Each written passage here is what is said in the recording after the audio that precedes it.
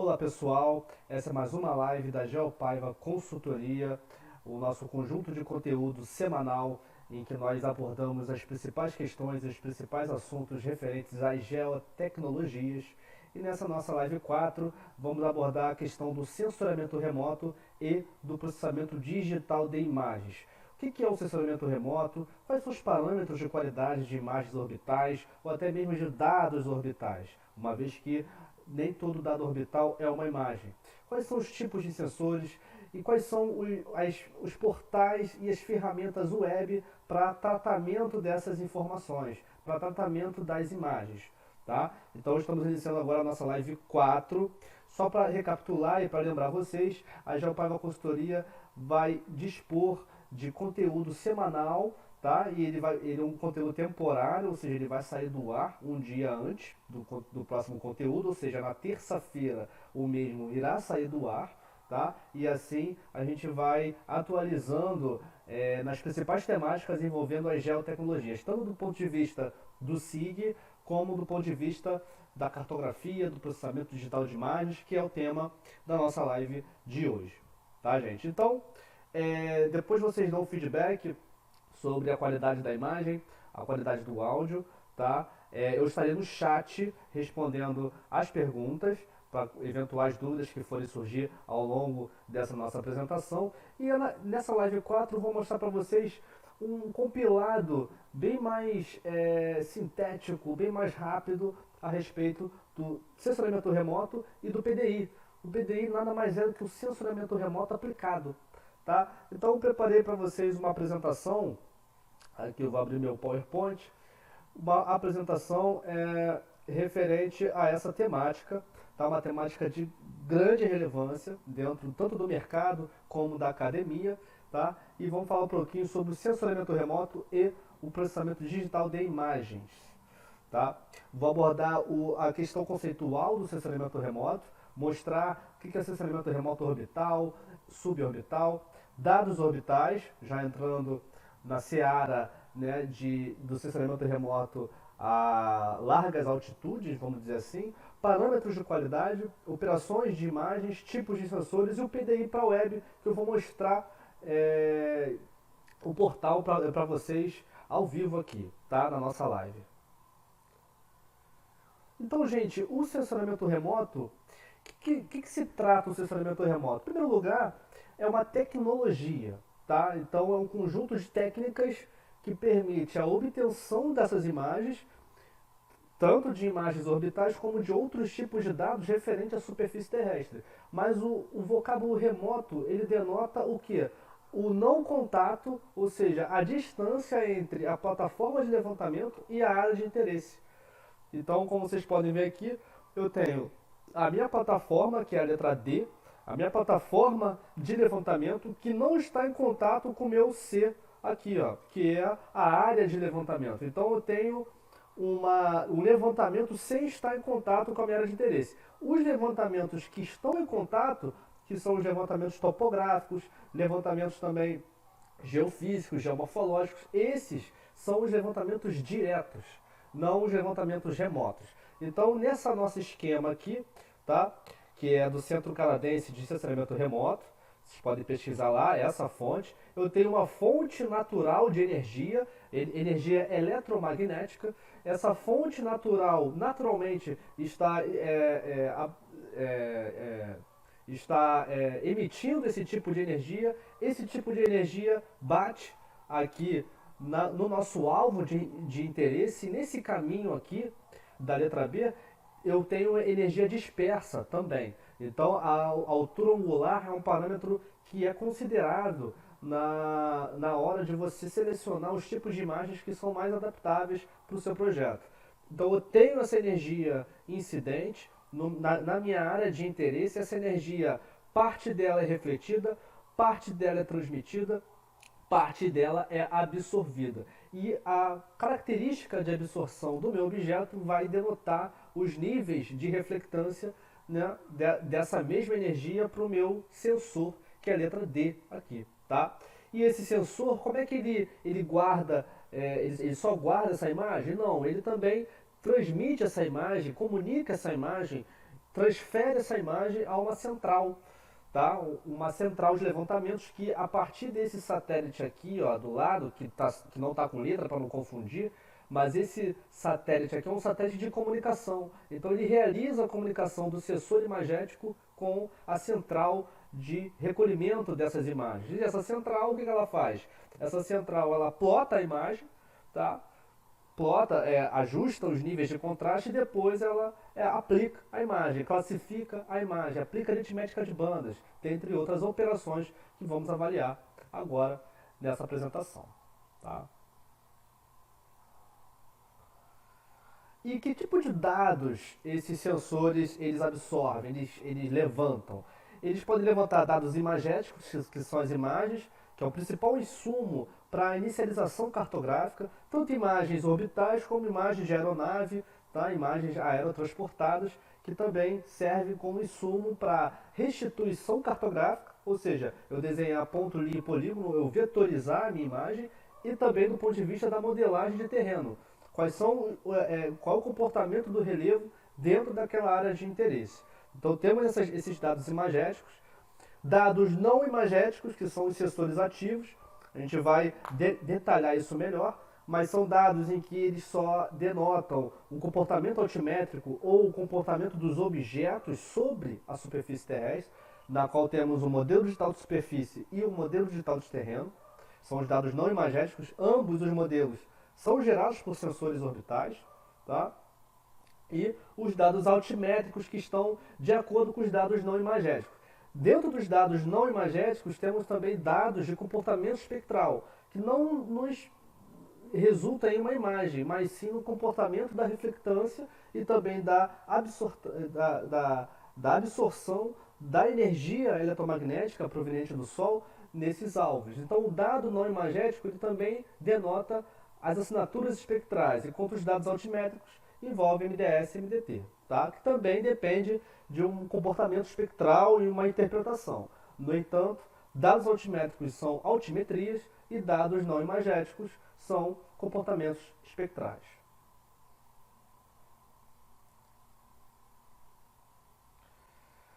Agora, Arthur, já escolhi a minha imagem, ou escolhi o meu modelo, ou escolhi o meu contexto de comportamento espectral, que são os dados não imagéticos. O que mais? O que eu tenho que saber para que aquela minha imagem ela seja útil dentro da minha finalidade, dentro do meu projeto? Então, temos que avaliar a resolução espacial, que é o detalhamento da minha imagem, né? Qual é o tamanho mínimo que o meu objeto tem que apresentar para que ele possa ser representado. Tá? A resolução radiométrica, os níveis de cinza, as possibilidades de níveis de cor em uma rampa, né? De 0 ao limite. Pode ser 255, pode ser 1024. Tá? São os limites de níveis de cinza. A gente vai detalhar um pouquinho agora. Resolução espectral é a amplitude amplitude de levantamento em cada faixa do espectro eletromagnético. Qual o nível de amplitude? Quantas bandas o meu sensor é capaz de enxergar? Então, são os olhos do sensor, né, como a gente habitualmente se refere. E a resolução temporal é o tempo de revisita, muito aplicado a projetos de agricultura onde eu preciso de informações a cada dia, ou a cada 15 dias, a cada quinzena. Então você é capaz de programar a mesma área com um determinado sensor, pois a cada 10 dias, a cada dia ou a cada 15 dias ele é capaz de revisitar essa área. Então eu tenho um comportamento ao longo do tempo. Tá? Mas vamos falar um pouquinho sobre cada um desses parâmetros. Por começar no parâmetro da resolução espacial. Resolução espacial é isso, gente, é o tamanho do pixel. Quanto que meu pixel vale no terreno? Tá? O que não quer dizer que ele está preciso. Tá? Precisão é no tocante à posição. Ele está posicionado referente ao elipsoide, né, especificado, né, determinado. Ele está bem posicionado. Qual o nível de erro? Quanto que ele está variando, né, ao longo da minha elipse de erro? Tá? Uma coisa a se considerar. É o que chamamos de resolução posicional. A resolução espacial é o nível de detalhamento, que é o que mostra essa imagem. Eu tenho um nível de detalhamento de 0,5 metro na imagem da esquerda, meio metro, ou seja, cada elemento da minha imagem equivale a 50 centímetros no terreno. Eu tenho uma qualidade geométrica de observação, de análise ou de vetorização. Então, quanto menor for o tamanho do pixel, quanto mais ele se aproximar de zero, 20 centímetros, 10 centímetros, 5 centímetros, melhor vai ser a qualidade da minha restituição ou vetorização. Ou seja, melhor eu vou ter uma melhor percepção daquele terreno que eu quero vetorizar ou que eu quero marcar com um pontinho. Ao passo que a imagem com 10 metros por 10 metros de tamanho de pixel, ou seja, o meu pixel representa 10 metros no terreno, certas particularidades, certos objetos muito detalhados, como terrenos, como imóveis urbanos, ou até mesmo uma identificação de poste ou de bueiro, você já não consegue enxergar. Pois a manifestação do poste, a manifestação do bueiro ou a manifestação de um imóvel urbano pode não contemplar o nível de detalhamento que tem a minha imagem. Por exemplo, o bueiro ele mede aproximadamente 70 centímetros. Não conseguiria enxergar nem mesmo por um ponto numa resolução de 10 metros por 10 metros. Enquanto na resolução de meio metro por meio metro, 50 centímetros, eu consigo enxergar uma manchinha, que quer dizer que tem um bueiro ali. Então eu consigo marcar um ponto. Também na de meio metro por meio metro, não consigo desenhar a circunferência do bueiro, da boca de lobo. Não consigo. Mas eu consigo marcar com um ponto, porque ele já está dentro do meu tamanho de pixel representado, que é de meio metro, tá? Então a resolução espacial, gente, para que ela é utilizada? Ela é utilizada para restituições urbanas, tá? Utilizada também para identificação, para identificação de objetos de pequena dimensão, né? No caso, uma maior resolução espacial. Então você tem essas características de vetorização, de restituição na escolha da melhor imagem com uma melhor resolução espacial. Tá? No entanto, a imagem fica pesada. Então você tem que escolher qual é a melhor imagem. E uma imagem com altíssima resolução espacial, como por exemplo o GeoEye, o WorldView, esses sensores, as imagens têm um custo elevado. Então, não escolha uma imagem somente pelo nível de detalhamento do pixel. Pode ser que isso não seja tão interessante para você, para sua finalidade. Tá? A resolução radiométrica, por sua vez, são os níveis de cinza. Então, os níveis de cinza é a capacidade que o sensor tem de discriminar aquele objeto ao longo dessa rampa de cor, variando do preto, variando do branco ao preto, ou vice-versa, que você é capaz de inverter, tá? A rampa de cor, ou variando no multiespectral, no RGB. Tá? Então, temos 11 bits, 8 bits, 7 bits. Qual é a vantagem de eu ter uma maior resolução radiométrica? Eu tenho uma maior nitidez da minha imagem. Ou seja, quando você vê aqui uma imagem de 7 bits por pixel, ou seja, um pixel pode ter de 0 a 128 níveis de cinza. Há objetos que não serão discriminados, né, que não aparecerão, que não serão visualizados por não estarem dentro desse intervalo de níveis de cinza.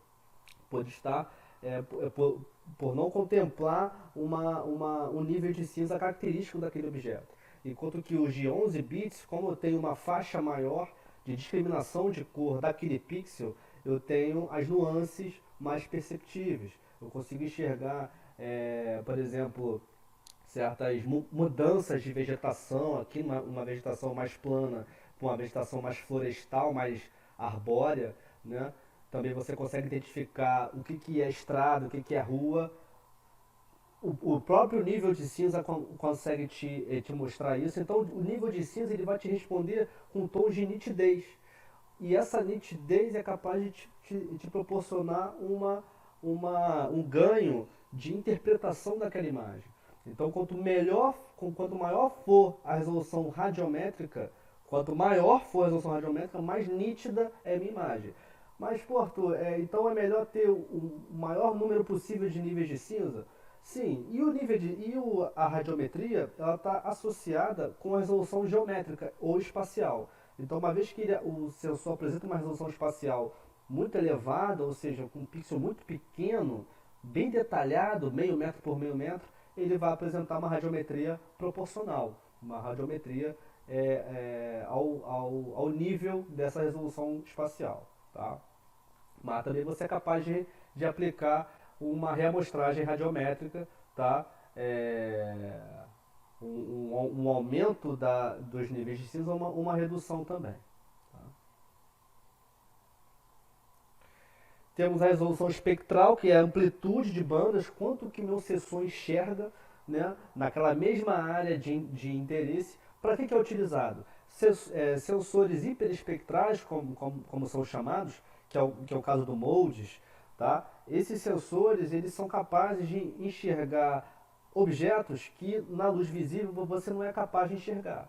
Então, temos essa capacidade como, por exemplo, para exploração mineral, para a identificação de alguns minerais, você tem que aplicar tem que levantar em outros comprimentos de onda ao longo da minha faixa do espectro eletromagnético, eu tenho que aplicar outros comprimentos de ondas, indo mais para o infravermelho, ou para o infravermelho distante, ou podendo até chegar nos sensores termais, tá? nas bandas termais. Mas a resolução espectral, à medida que eu tenho um maior número de bandas, eu preciso da finalidade. Qual é a finalidade? Identificação do maior número de minerais, do maior número de elementos do solo, do maior número de objetos em que eu não conseguiria enxergar se eu estivesse somente visualizando no infravermelho ou no espectro do visível. Tá? Então, a resolução espectral é o quanto que o sensor consegue enxergar ao longo da minha faixa do espectro eletromagnético. E o temporal, que é o tempo de revisita, é o quanto tempo que o sensor demora para orbitar e revisitar a minha área de interesse. Então temos o exemplo do RapidEye, né, que o RapidEye ele revisita diariamente. Tá? Temos exemplos também do Landsat, que é de 15 ou 16 dias, tá? Varia um pouco. Então você tem esse tempo de revisita e também é muito aplicado, né? Quanto maior for a minha resolução temporal, ou seja, quanto mais rápido for o meu sensor, melhor para finalidade de agricultura, melhor para finalidade florestal, melhor para finalidade urbana também, de expansão urbana. Tá? Então, a resolução temporal permite você aplicar detecção de mudanças ou até mesmo uma série temporal daquela área de interesse ali no tocante a qualquer finalidade dessa que eu mencionei. Tá? E quais são os tipos de operações que eu tenho no tratamento da imagem? Temos a composição de imagem, na qual eu endereço, tá, cada banda do meu levantamento aos canais do visível. Então eu posso pegar uma banda do infravermelho e aplicar no canal do vermelho, por exemplo. Ou seja, o objeto que mais responde, que tem uma reflectância maior no infravermelho, ele vai aparecer com tonalidades vermelhas. Tá? Então essa composição de imagens serve para eu pegar bandas do espectro não visível, aplicar num desses canais e num canal específico ele vai me indicar quais são os objetos com maior reflectância e com menor reflectância. Tá? A aritmética de bandas, eu sou capaz também de somar, subtrair, dividir ou multiplicar bandas do meu sensor. Temos o exemplo do NDVI, que é o infravermelho com com o vermelho, tá? E também temos o NDWI, que é o índice de água, né? Um índice de identificação de corpo hídrico, que é o verde com o azul, tá? Ou verde com infravermelho.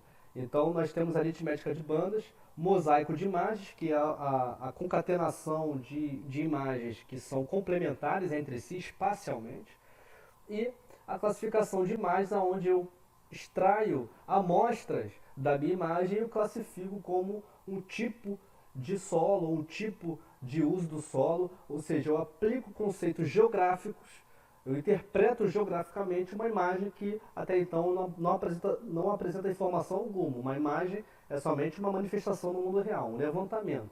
Quem aplica interpretação, julgamento dessa imagem é quem realiza a classificação de imagens.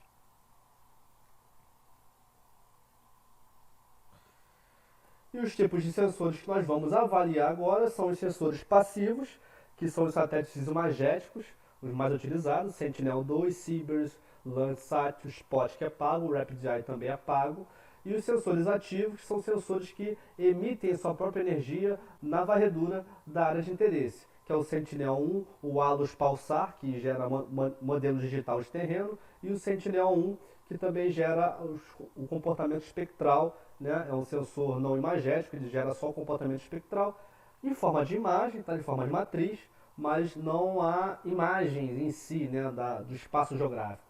Então eles são sensores ativos. A gente vai ver um pouquinho cada um deles. Tá? Gente, essa foi a apresentação. Tá? Eu vou aqui no meu bloco de notas, eu vou falar um pouquinho dos parâmetros de qualidade de imagens orbitais. Eu vou colocar o parâmetro espacial, tá? O parâmetro temporal, o parâmetro radiométrico e o parâmetro espectral. Então, o que eu vou falar desses parâmetros, né?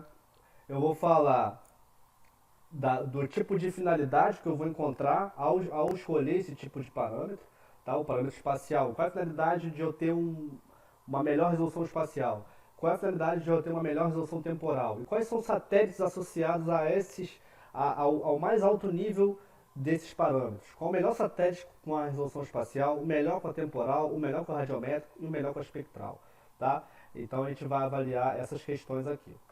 Então vamos lá, gente.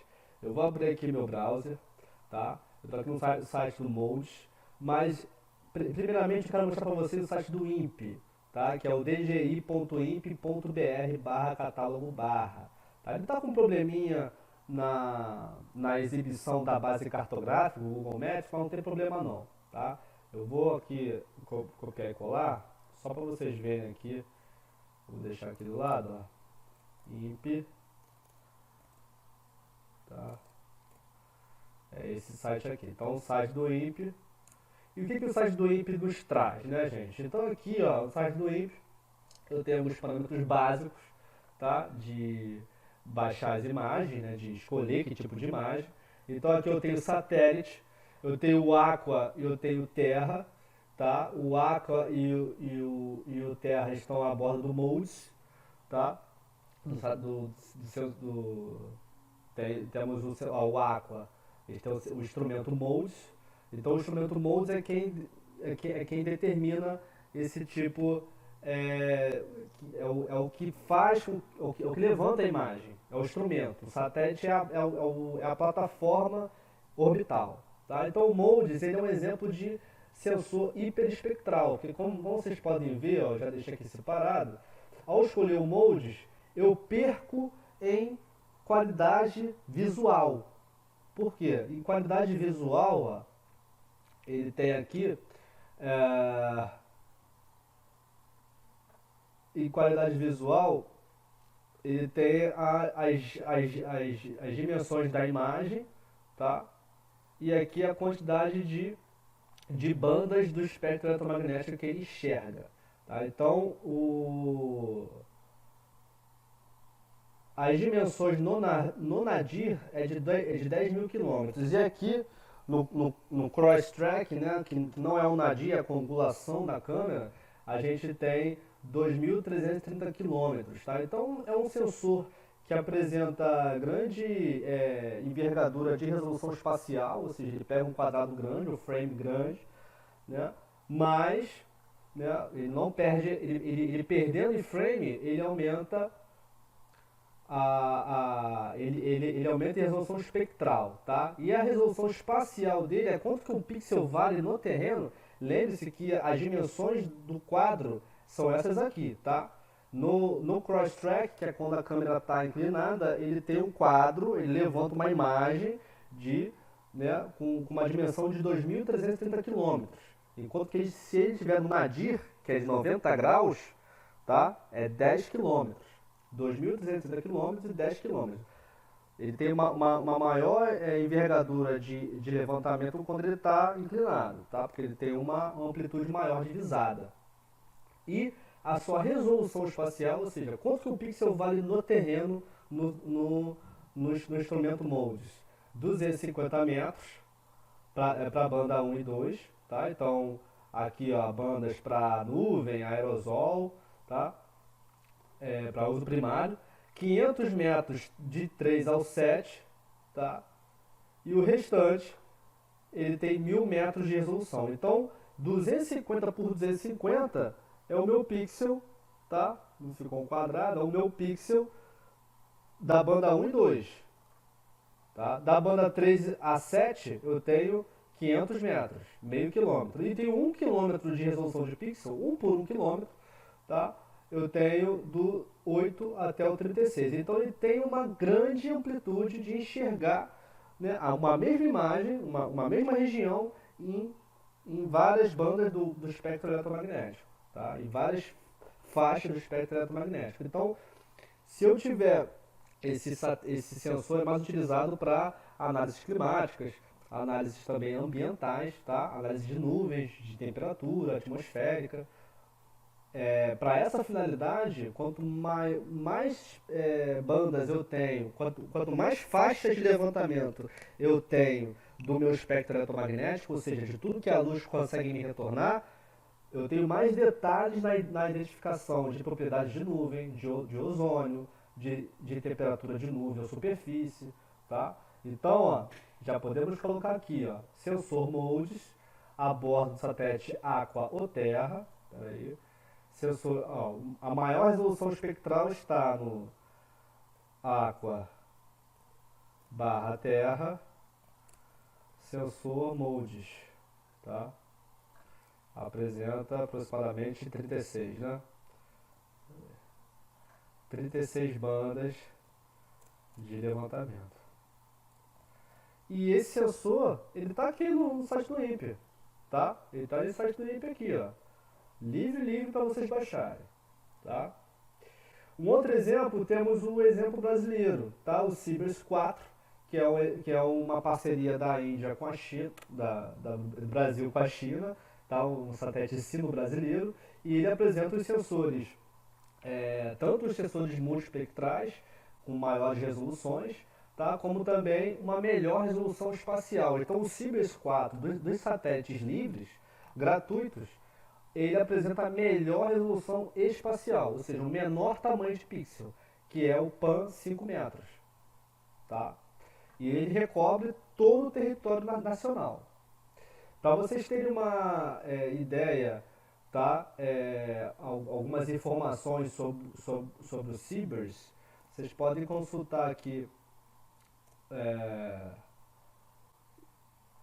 o site do INPE, tá?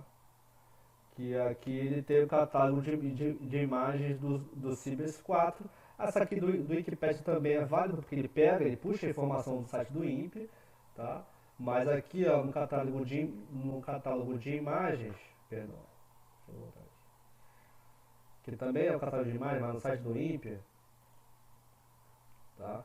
Tem vários sites aqui com informações do Cibers, tá? Aqui ele dá um panorama geral do que é o Cibers, a história, de como ele foi lançado, tá? E aqui, ó, acabei clicando no site errado, ele tá aqui, tá? Que ele dá as informações aqui do Cibers, a gente escolhe o Cibers 4, tá? Que ele dá algumas informações do Cibers 4, a descrição, tá?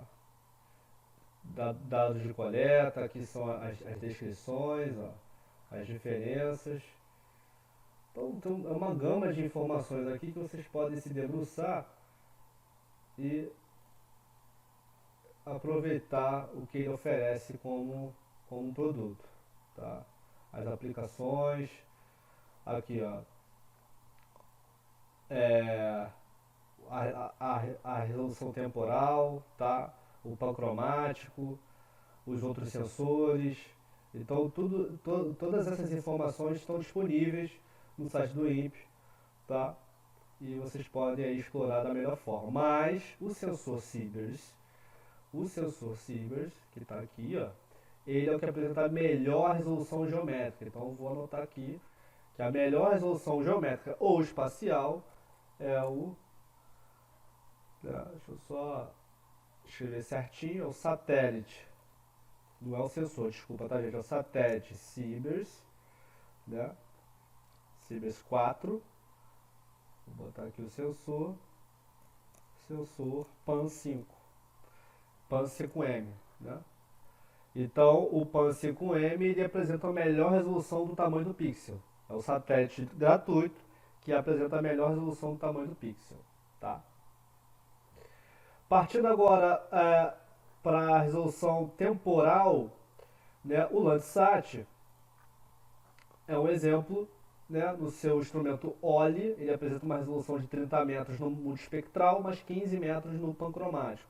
O Landsat, vou colocar aqui agora no Google, o Landsat ele é um exemplo, tá, de um satélite que apresenta uma resolução temporal, legal, né, de 15 dias. Vou entrar aqui no site da Ingesat, que eles têm a tabelinha, tá, gente? Não é propaganda não, tá? É porque eles têm a tabelinha, ó. A resolução temporal, que é a revisita, tá? Que é a frequência de revisita, ó, aproximadamente 16 dias, que é legal. Que 16 dias já se configura em 2 semanas, meio mês. Também pode ser utilizado para fins agrícolas, para fins climáticos também, para fins de defesa civil, tá? E você é capaz de determinar detecção de mudanças, né? De você implementar esse tipo de análise, detecção de mudanças. Temos também o Sentinel, tá? 2, o Sentinel-1 é o satélite ativo, a gente vai abordar ele, tá? Mas eles têm 5 dias de revisita. Então o Landsat ele é favorável pela fama do Landsat, que é mais conhecido. No entanto, o Sentinel, por ele não recobrir todo o território, ele recobre todo o território nacional, porém com uma resolução pior, tá? Você tem aqui de 20 metros. Tá pau a pau com o Landsat 8, tá? Mas aqui você tem um tempo de revisita de 5 dias. Como tá aqui, ó. Tempo de revisita, 5 dias, tá? No Equador. Então, no Equador tem 5 dias, fora do Equador, um pouquinho a mais, uns 10 dias. Mas pode bater 15, que é o limite do Landsat. Então, o Landsat são 15 dias na região em que você está, em qualquer região do globo, fora do Equador. No Sentinel, só no Equador, tá? O Sentinel 2A e 2B. Então, para a frequência de revisita, então, resolução temporal, temos o Sentinel 2, tá? Que apresenta o quê? 5 dias de revisita, tá? Ou você pode escolher o Landsat 8, que apresenta 15 dias, tá? Que também é um tempo mais curto de revisita. E o radiométrico, gente, o radiométrico não há essa diferença, tá? Pois o radiométrico ele vai depender muito da resolução espacial. Vou botar o Sibers aqui, para caso vocês tenham alguma dúvida. O Sibers, ele tem uma revisita de cabeça, assim, gente, é muito complicado da gente gravar, mas é a revisita de 26 dias, tá? Então uma revisita maior. Então eu tenho mais tempo para poder revisitar a minha área de interesse, tá? Deixa eu voltar aqui, é esse aqui, ó. Tá? Então ele tem 26 dias de revisita, o que 26 dias de revisita com a melhor resolução, você tem um tempo grande, tá? Com 26 dias. No entanto, com uma resolução de 55 metros, que é uma câmera WFI, tá? Eu tenho um grande tamanho de pixel, no entanto eu tenho uma revisita de 5 dias para esse grande tamanho de pixel, quase igual ao Sentinel na linha do Equador, tá? Mas eu tenho um tamanho de pixel muito grande. Então, quando você precisa de tempo de revisita menor, é porque você tem muito detalhe a ser considerado, porque você pode realizar ou uma detecção de mudanças, ou uma série temporal em que você vai analisar ali a característica da sua mancha urbana ou características daquela região florestal ali, tá? Então, posso colocar o WFI? Até posso, mas eu tenho pouca margem, tanto espectral como de resolução geométrica. Então, a resolução temporal aqui, que eu estou especificando, é uma resolução em que eu tenho tanto uma qualidade de resolução espacial como uma qualidade de revisita. Tá? E o radiométrico pode ser acima de 11 bits. Tá? Acima de 11 bits por pixel, que é onde eu consigo discriminar com uma qualidade razoável os objetos que eu estou querendo levantar ali. Tá? É muito utilizado, uma maior faixa de níveis de cinza é muito utilizado para a região urbana, onde eu tenho muitos objetos heterogêneos entre si e você consegue discriminá-los a partir da tonalidade do nível de cinza. Tá? Isso tudo, gente, o Sentinel não, né? Mas o Sibris, o Landsat, o sensor Modes, todos esses satélites e sensores estão no site do INPE, estão livres aqui para baixar, tá? Basta vocês logarem, né? Se cadastrarem no site e vocês podem ter acesso a uma data onde eu tenho como uma data de início 2015, que foi quando começou os levantamentos do Landsat. Com o Sibris, tá? Eu tenho uma mesma data aqui, né? Mas é de 1º de fevereiro, 1º de janeiro, tá? E do Aqua desde 2002, tá, gente? Então a gente tem essas diferenças aí de início de data, tá bom? Um outro portal muito interessante que já abrange o Landsat 8 e o Sentinel, que apresenta uma resolução temporal grande, né? Com grande revisita, né? Com frequência grande de revisita. Temos o Earth Explorer, tá? O Earth Explorer é assim que você entra no Earth Explorer, vou colocar aqui, tá? Aqui embaixo, então, o SGS, eu tenho o earthexplorer.usgs.gov. Então vocês podem se logar aqui, primeiro se cadastre, depois loguem. E aqui você escolhe uma área de interesse, tá? Ou você aplica coordenadas, pode usar o mapa, né, para adicionar as coordenadas. Então aqui, por exemplo, eu tô negócio chato, né? Eu tô aqui na minha área de interesse, eu vou usar o mapa, tá? E o mapa, ó, eu vou ajustar esses pontinhos aqui, ó, o 2, o 3, o 1, o 4. Aí eu escolho uma data aqui, vou botar uma data qualquer, 1º de julho até dia 2 de julho, e clico em dataset. E no dataset, tá? Eu escolho o meu sensor e eu aplico os resultados. Tá? Ele vai pesquisar o Sentinel, ó, e no Sentinel eu posso até colocar o footprint, né, que é a pegada, né, que é onde que a imagem está dentro desse retângulo envolvente aqui. Eu posso usar o footprint, que aí a imagem ela fica, olha lá, a imagem ela está aqui, ó. Tá? Eu uso o footprint para o outro, ó. Então ele faz essa gestão do posicionamento da minha imagem em relação à minha área de interesse, tá? Isso o Sentinel, tá, gente? Se eu vou aqui, ó, eu tenho o Landsat, tá? Eu tenho também modelo digital de terreno, que é o Aster GDEM, também, ó. Ele dá até uma mensagem, tá? E, mas Arthur, eu queria saber as informações do Sentinel, bem detalhadas. É só clicar em informação aqui, tá? Que aqui em informação ele te dá o descritivo.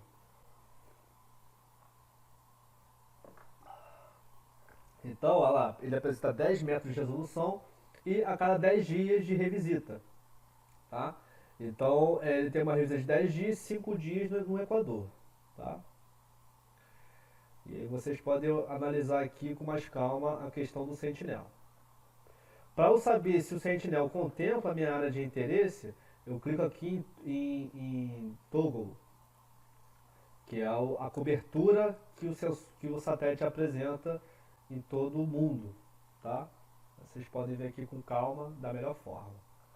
Gente, esse é o Sentinel, tá? Eu tenho também aqui monitoramento de vegetação, tudo aplicado ao mundo, tá? Tem o Modes, lembra do Modes, que tem uma grande resolução espectral, tá? Então vocês podem baixar esse satélite dessa forma aqui. Então quando vocês baixarem a imagem, eu vou escolher o Sentinel aqui. E resultados é só vir aqui aí ele dá a opção do carrinho, é que eu não estou logado aqui, tá? Mas ele dá a opção do carrinho e é só vocês baixarem. Ele sempre dá uma opção de carrinho, mas você não vai comprar nada não. É só ele dar o carrinho ali, vocês baixam e é isso, tá?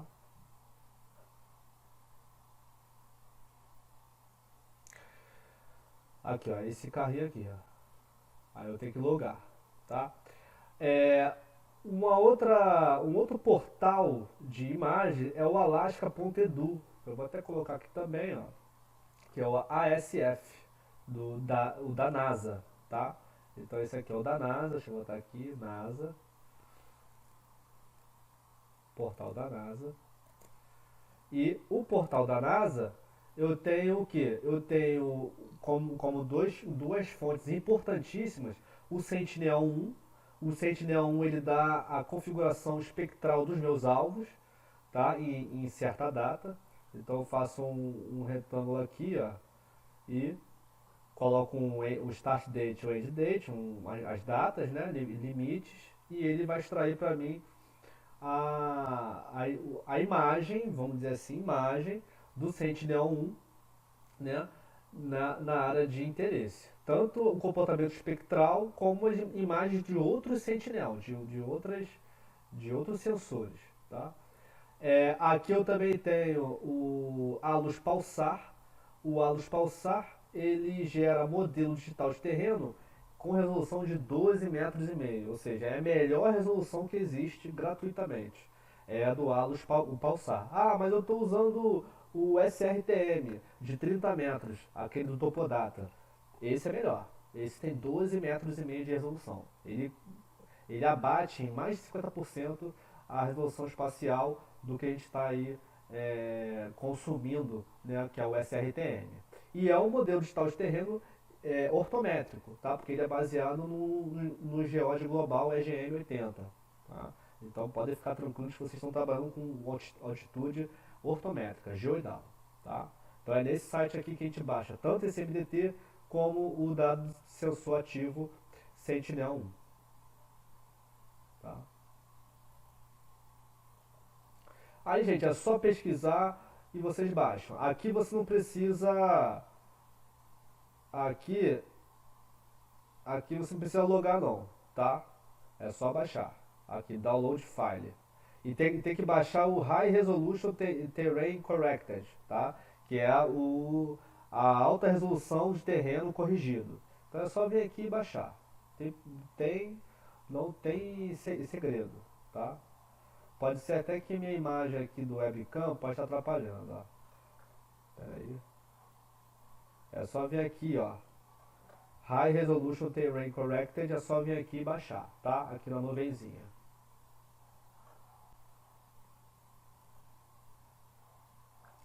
E por fim, gente, que é a questão do PDI para a web, tá? Que é essa nossa último quesito aqui da nossa apresentação, o último tópico é o PDI para a web, tá? Então o PDI para a web, ele aqui já está aqui a minha senha, você precisa se logar, tá? É um serviço da Agência Espacial Europeia. E é muito interessante esse serviço porque ele dá ele é um SIG-Web com imagens, tá? Ele dá toda a autonomia para o usuário escolher, calcular a distância, colocar bases cartográficas. Então, só para começar, ó, aqui eu escolho minha área de interesse, a OI é Area of Interest, tá? Você pode colocar em português também, mas em inglês é melhor pela intimidade que a gente tem que ter com os vocábulos que são em inglês. Aqui eu tenho a distância, então eu calculo a distância já, aqui na própria base, na própria base do Google, aqui, tá? Identificar a facilidade é mais uma questão de identificar mesmo as coordenadas. Aqui eu tenho as bases cartográficas que eu posso deixar como o plano de fundo, que é o terreno, que aí ele gera um modelo digital de terreno bem preciso, com uma resolução baixa, tá? Eu tenho também imagem de satélite, tá? A imagem de satélite agora ele está deixando para pago, mas é um sistema pago, não é totalmente gratuito, só são alguns, algumas operações são gratuitas. Aqui eu tenho análises temporais também tem que pagar, tá? Então ele dá até para você uns 5 dias de trial, tá? Para você poder explorar e se divertir, tá? Mas aqui eu tenho algumas imagens, muitas delas não estão disponíveis, mas o legal dessa plataforma web é que você pode comprar uma imagem aqui, tá? Isso é o que eu achei legal. Deixa eu só mudar aqui a base. Vou botar a base de mapa, tá? Aqui você pode comprar imagens, ó. Se eu comprar aqui, comprar imagens de alta resolução, eu clico aqui.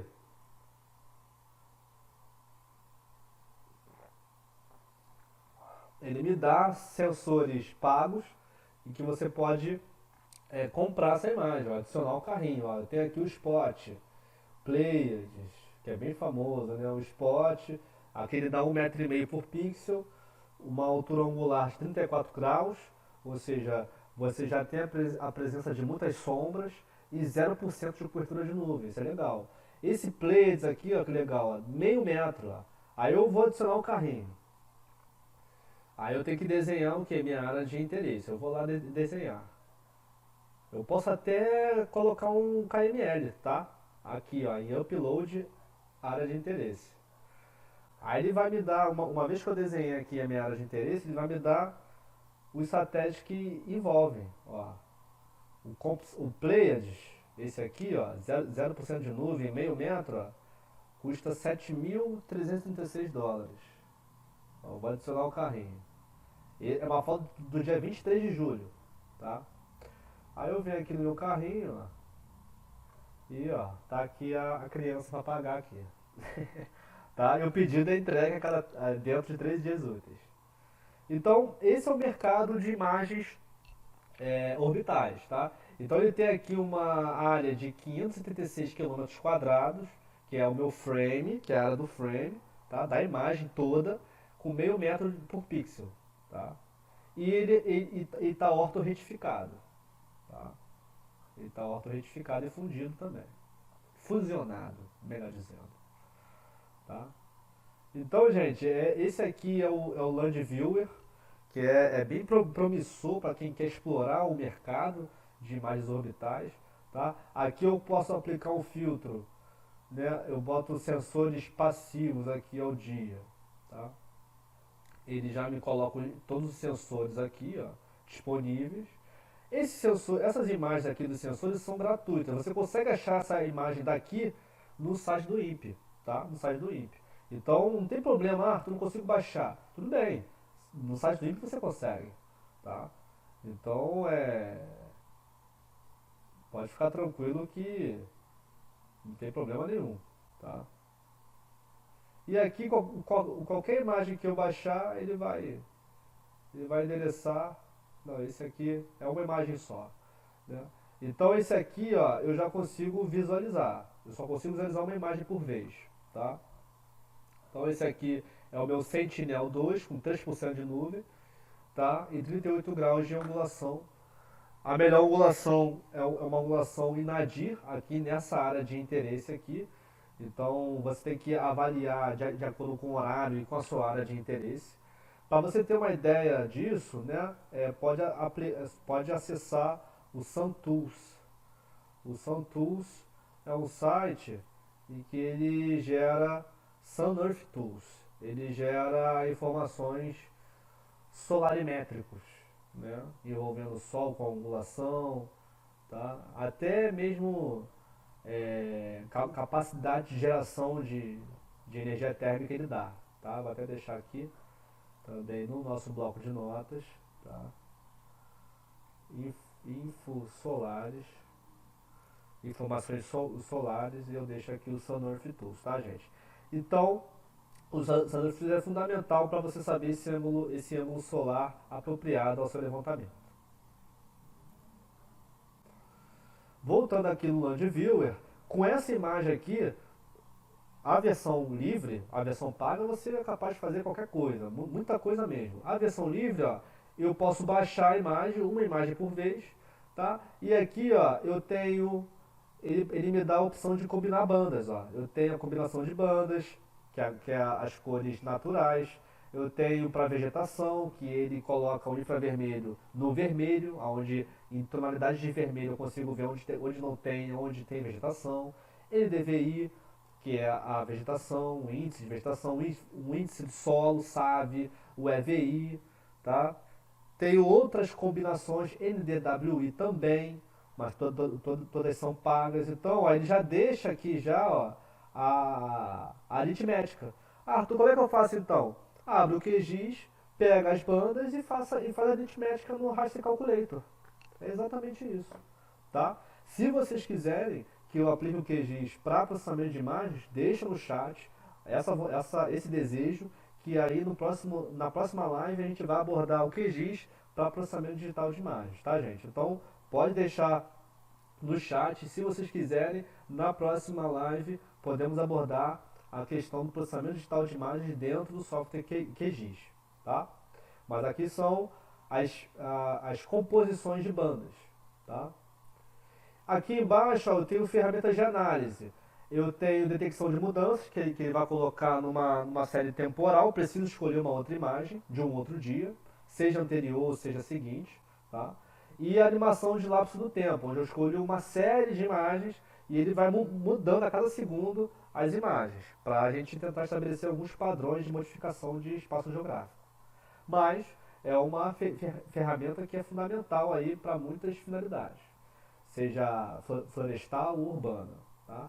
E o agregador são os clusters que eu posso formar, tá, com a similaridade de pixels que a minha imagem apresenta.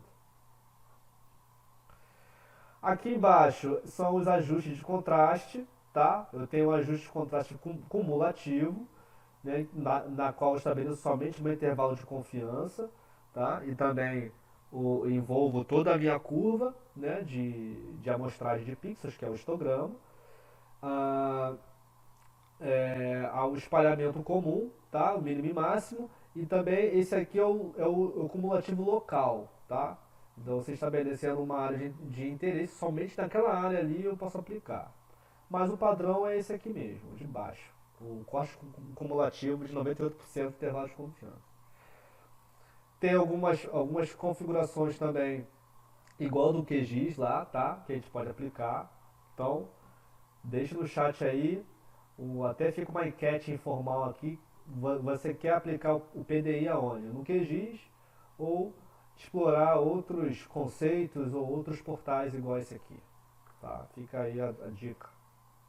Aqui, gente, eu consigo baixar minha cena, tá? Uma vez que eu clico aqui, ó, ele me baixa a resolução, ele me pede também para recortar, caso eu queira recortar, tá? Qual é a composição natural, mas se eu comprar o serviço, já fica as outras opções de composição de imagens. Isso, gente, sem vocês ficarem no clique-clique do GIS. Isso aqui em web, tá? Então, ó, aqui, JPEG, KMZ ou GeoTIFF, vocês podem baixar à vontade, tá? Fique à vontade. Aqui embaixo ele adiciona uma conexão com WMS, que é o Web Map Service. Ele coloca mapas temáticos e sobrepõe a imagem. O gerenciador de download, que é o quadrozinho onde eu tenho todas as imagens que eu baixei, tá? O gerenciador de notificação, que são algumas notificações das imagens, tá? Mas não tem nada aqui. E aqui é o carrinho para imagens de alta resolução pagas, tá? Então, gente, isso é tudo a respeito aqui do Land Viewer, tá? O Land Viewer é um portal relativamente novo, tá? Esse ano ainda. E é um portal em que se eu clicar aqui, ó, a RVI, ele já vai me dar para os planos aqui, ó, tá? Então eu tenho um preço anual e tenho um preço mensal, tá? É meio salgado, tá, gente? Não é muito barato não. Por exemplo, o plano individual, olha lá, ele dá até a forma de pagamento, é R$ 200, tá? O profissional chega a uns 400, se não me engano, uns R$ 360, tá? Mensal, tá, gente? Isso aqui é mensal, que faturado mensalmente, tá? Então, em um mês, vocês têm aí uma riqueza aí de operações, né, de imagens, sem a gente precisar baixar uma imagem no INPE, botar no QGIS, aplicar os processamentos digital de imagens, tá? E é isso. Gente, essa foi a nossa live, tá? A gente fechou aqui com o Land Viewer, abordamos um pouquinho dos conceitos principais para a gente começar a poder implementar e mostrar um pouquinho desses portais, tá? Mostramos os portais aqui só para relembrar do INPE, do SGS, da NASA e informações solares também, que são fundamentais para a escolha da melhor imagem, tá? A questão das resoluções, a espacial, o Cibers 4, ele apresenta uma melhor resolução espacial, tá? Tá pau a pau com o Sentinel, mas o Cibers, ele apresenta um melhor recobrimento, tá? O Sentinel 2, 5 dias de revisita na questão da resolução temporal. O radiométrico, acima de 11 bits por pixel, já se configura uma imagem bem espalhada do ponto de vista do espalhamento dos pixels ao longo da rampa de níveis de cinza, né, que varia de 0 a 255, de 8 bits, de 1024 nos demais bits, tá? E 1024 possibilidades em outras radiometrias, e a espectral com o satélite Aquaterra no sensor MODES, que apresenta 36 bandas de levantamento. Então, é um sensor que apresenta até uma alta resolução espacial de 100 metros, de 250 metros por 250 metros, mas vocês têm uma amplitude grande de reconhecimento de alvos, tá? A maior resolução espectral me permite enxergar alvos que no espectro do visível eu não enxergaria, tá? E até em outro espectro, como infravermelho próximo, eu não conseguiria enxergar. Então ele destrincha legal os tipos as faixas do espectro eletromagnético em que ele discrimina, tá?